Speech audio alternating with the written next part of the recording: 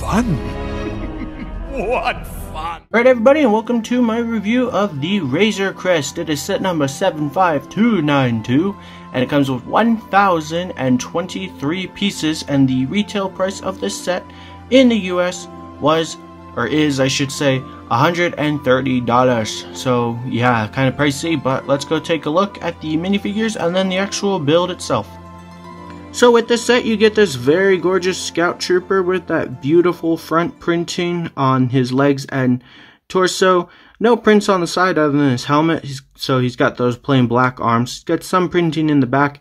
Very cool. It would be very cool if the helmet could open up like Iron Man's helmet. I think other people have said that, and I think I've said that in the past, but that would just be so very cool. But it looks very gorgeous. I love this design. I think this is probably the best Scout Trooper design we've ever had. Maybe the arms are a little too black, like too plain, but yeah. And then underneath, he just has an angry face, cause, well, yeah.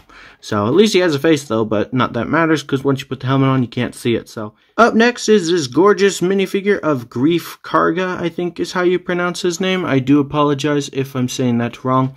He's got two little blasters, which is cool.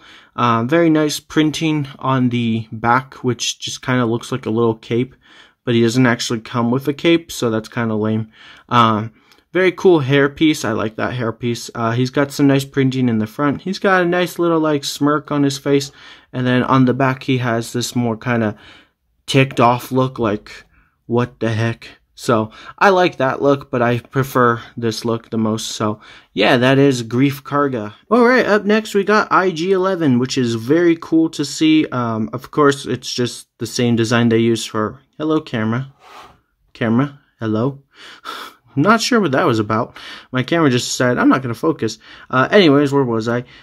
Same design as they've always used for the assassin droids, so it's not that exciting. Camera, fine. I'll put my hand here. I guess my camera doesn't like IG units or something. But he's got a nice little blaster. He's got his unmovable legs, which tick me off to this day. I don't like those legs. Very plain and basic. He's got the nice rifle in the back, and then he's got that cool like printed piece on his head there. So yeah, that's IG-11. My camera hates him apparently. Okay, and up next we got the Mandalorian in his Beskar armor. Oh wait, he doesn't have Beskar armor? Because that would make sense, huh? I don't know. It's a little disappointing that he doesn't have his Beskar armor. This is, as far as I'm aware, this is the exact same design from the ATST Raiders set we got last year. So it's a little disappointing. It would have been very cool to see him with his Beskar armor, but it doesn't really matter a whole lot. He's got his cool little rifle, I guess. It's kind of ugly, but it's also kind of cool. Very nice front printing, and then he's got some nice printing in the back of his cape thing, but can't really see it, so it doesn't really matter. And then he's got this cool helmet. That's probably the best part about him. And then underneath is just a plain black head. So maybe someday we'll get a Mando with not only Beskar armor, but with his actual head underneath. That would just be cool.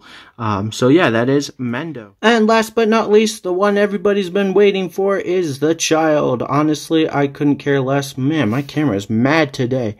I couldn't care less about this baby figure. Honestly, it's not that adorable in my opinion. I thought that Lego was gonna make a Baby Yoda or the child a long time ago, and when they finally announced that they were and we saw this, I was like, okay. So it's okay.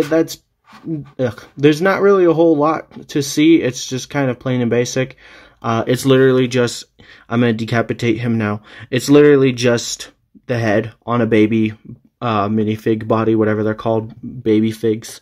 So yeah, that's the child in all of his boring glory. Alright, and so moving on to the actual build, this thing does come with quite a lot of stickers, and when I say a lot, I mean a lot.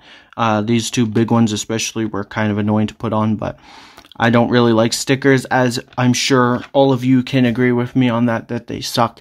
but they do look nice once you put them on. So yeah, and then you also get a brick separator, which is quite cool. I kind of wish we got that like teal one. I feel like we should get more teal brick separators. I would love to see more colors, you know, but that's a different topic for another day.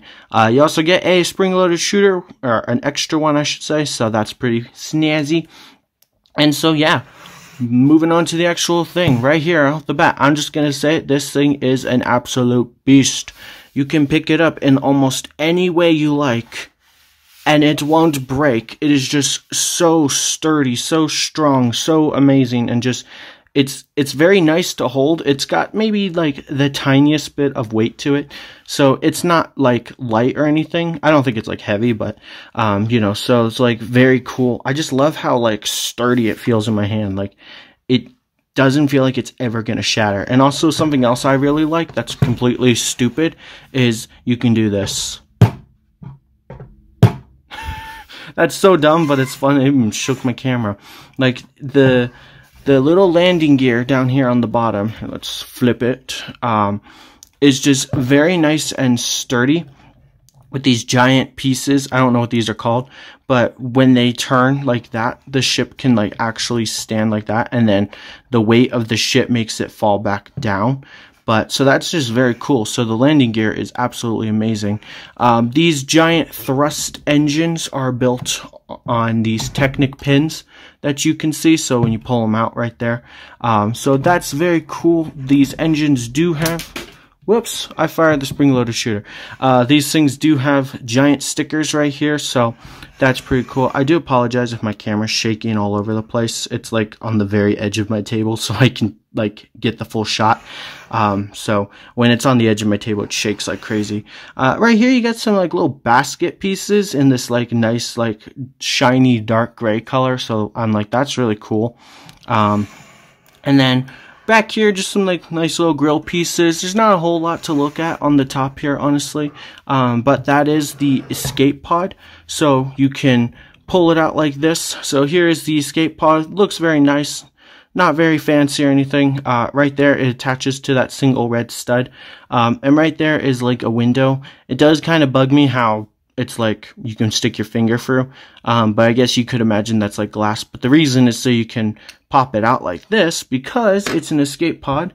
You can stick a minifigure in here and then attach them to those studs so they don't get like loose around, and then you can close it up. Actually, let's take his blasters out. His blasters are making it hard to close the thing. So then you can see Grief Karga there. You can close up the window and you can vaguely see him in there, so that's pretty cool. So that is the escape pod, and then of course it goes back there, but I'm gonna take him out real quick. So yeah, but so anyways, we will move on in just 1 second. Sorry, come on. Yeah. So then you just plunk that back into place. Very nice. So yeah. Right here in the very front is the cockpit, obviously, and so I'm not sure if I'm doing this right, but the way to remove it is you just pull this out. There's a little clip right here, so you could always pull it that way. But right here are two hideous red chairs. Not sure why they're red, but it is what it is. So you can stick your minifigures right here, and then I'm not sure if this is what this is for, but you can pull this part back to reveal these like little clips right there. So you can clip like the weapons there and then close it off. So I think that's what that's for, but I have no idea. And then you can, of course, put the windshield back, and now Mando is flying his ship. He's loose in there. So yeah, and then you got these like really gorgeous like cannons right here, and these parts do actually open up, and so right there reveals three little clips that you can actually clip the spring-loaded shooters to if you don't want them like on the ship, or you can clip the extra one right there. So that's very nice. And then this flap down here opens up, and this flap opens up. Maybe, my hand's in the way, to just open up the interior, which is quite nice. The back can open, and then this side can open. put this down and flip it around. And then this one can open, and then this one can open. So right there you got some like nice little stickers and like a little bed for your minifigures to lay and take a nap, I guess. Technically this is Mando's bed, but he's in the ship, so I'm putting Grief Karga there. So yeah, it's like a nice little bed, which is very cool next to all those stickers. And then right here, this is kind of annoying to pull out, but and put back into place, but I'm gonna try my best.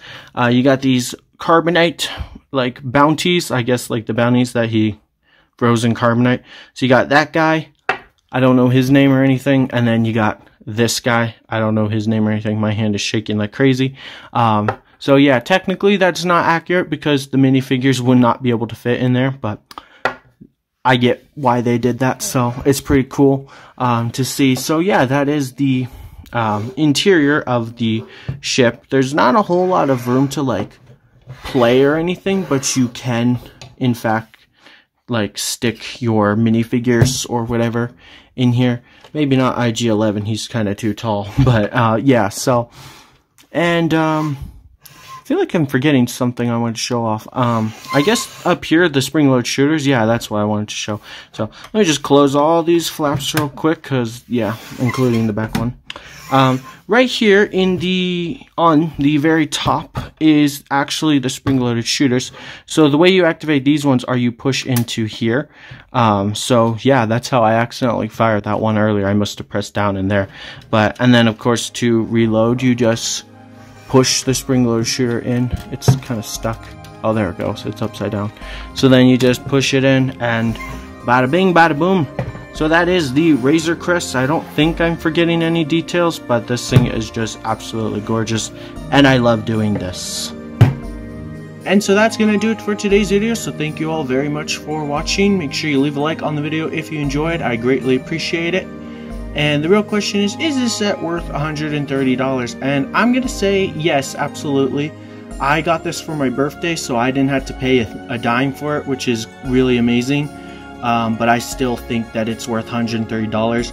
So if you're on the fence about getting this set, you should. I'm going to give it a 9 out of 10. Obviously, it's not perfect because it has stickers, but hey, at least there's no stud shooters, right? So thank you all for watching. Have a fantastic day. And if you're interested in checking out any of my other LEGO Star Wars reviews, there will be 2 on screen for you to click on right about.